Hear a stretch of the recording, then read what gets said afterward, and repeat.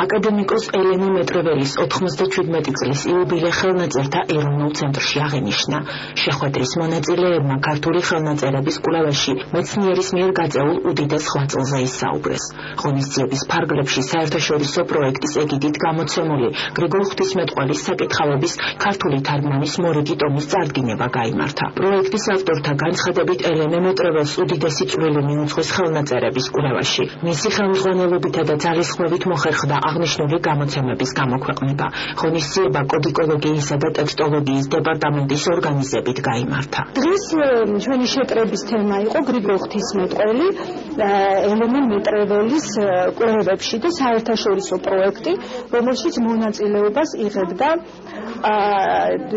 ჩვენი ცენტრის მეცნიერთა ჯგუფი და რომლის შედეგია რამდენიმე ტომის პუბლიკაცია, სადაც შედის გრიგოლ ღვთისმეტყველის თხზულებათა ქართული თარგმანები. ალბათონი ელენე მეტრეველის კაბინეტში მოხდა მისი იმ დიდი საქმის ერთგვარი წარდგინება საზოგადოებამ გაიცნო, რაცაც რამდენიმე წლის წინ საფუძველი ჩაუყარა ქალბატონმა ელამ. ეს გახლავთ საერთაშორისო პროექტი, ინტასის პროექტი, რომელიც 9 წელიწადი გრძელდებოდა და საქართველო ჩართული იყო მსოფლიოს ყველა იმ ქვეყნებთან ერთად, რომელშიც არსებობდა გრიგოლ ნაზიანზელის თხზულებები.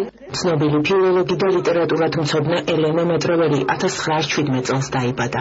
მეცნიერმა 1940 წელს დაამთავრა თბილისის სახელმწიფო უნივერსიტეტის ფილოლოგიის ფაკულტეტი. ის სხვადასხვა წლებში პედაგოგიურ საქმიანობას გორისა და თბილისის პედაგოგიურ ინსტიტუტებში ეწეოდა. მეცნიერი 1968-90 წლებში ხელნაწერთა ეროვნულ ცენტრს ხელმძღვანელობდა.